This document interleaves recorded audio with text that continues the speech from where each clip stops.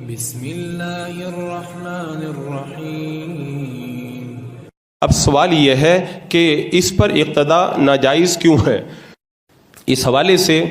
تین طرح کی باتیں جو ہے وہ تحقیق کے بعد سامنے آئی ہے۔ ایک تحقیق یہ سامنے آئی کہ لاؤڈ اسپیکر سے جو آواز نکلتی ہے وہ بولنے والے کی آواز کی طرح ہوتی ہے، اور آپ جانتے ہیں کہ امام کی آواز ہی پر اقتدا کی جاتی ہے۔ اگر امام کی آواز کی طرح مشین نے اگر جو آواز بنائی ہے وہ امام کی آواز نہیں ہے، اور کسی غیر امام کی آواز پر اگر کوئی اقتدا کرتا ہے تو یہ تلقن من الخارج ہے، یعنی نماز کے باہر کسی آدمی کی بات کے اوپر اقتدا کرنا ہے اور یہ نماز کو فاسد کر دیتا ہے۔ یہ ایک تحقیق ہے۔ دوسری تحقیق یہ ہے کہ جو لاؤڈ اسپیکر سے جو آواز نکلتی ہے یہ آواز ایک گونج ہوا کرتی ہے، یعنی جب ہم کسی سنسان جگہ کے اندر آواز لگائیں، بول کر کے چپ ہو جائیں تو ایک گونج پیدا ہوتی ہے، اور ہمارے علماء کا یہ فتویٰ ہے کہ گونج کا حکم الگ ہے، اصل آواز کا حکم الگ ہے۔ اسی لیے اگر کوئی آیت سجدہ پڑھے اور آیت سجدہ پڑھ کے چپ ہو جائے، اس کے بعد میں اس کی آواز گونجنے لگے تو اس آواز کو سن کر کے سجدہ تلاوت واجب نہیں ہوتا ہے، کیونکہ ہمارے علماء کا متفقہ طور پر یہ فیصلہ ہے کہ گونج کا حکم اصل آواز کے حکم کے الگ ہوا کرتا ہے۔ تو جو لوگ یہ کہتے ہیں کہ یہ جو ہے وہ ایک طرح کی گونج ہوتی ہے، تو جب گونج ہے تو یہ بھی جو ہے وہ امام نہیں ہے بلکہ امام کے علاوہ دوسری آواز ہے۔ اب آپ سوچیں اور اندازہ لگائیں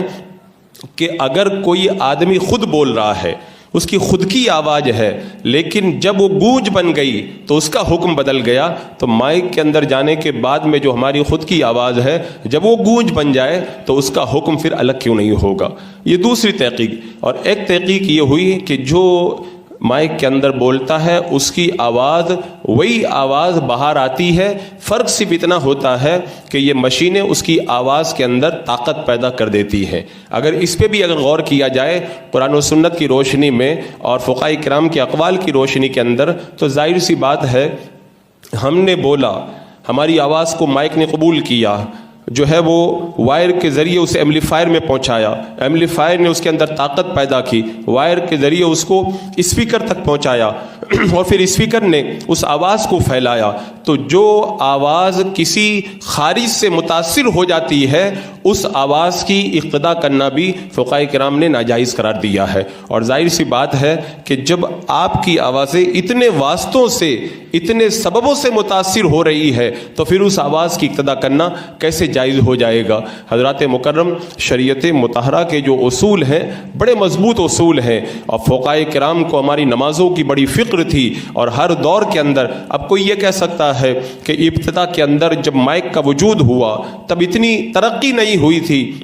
اب تو زمانہ بڑا ترقی کر گیا ہے۔ تو میں کہتا ہوں ہمارے فقہاء کرام نے اس ترقی کے اوپر غور کیا، اور ابھی چند سال پہلے بریلی شریف کی سرزمین پر ہندوستان بھر کے مفتیان کرام کو جمع کیا گیا اور اس مسئلے کو سیمینار کے اندر رکھا گیا کہ کیا اب کوئی ایسی گنجائش ہے کہ مائک کی آواز کے اندر نماز پڑھنے والوں کی نماز فاسد نہ ہو بلکہ درست ہو جائے؟ اس کے اوپر غور کیا جائے۔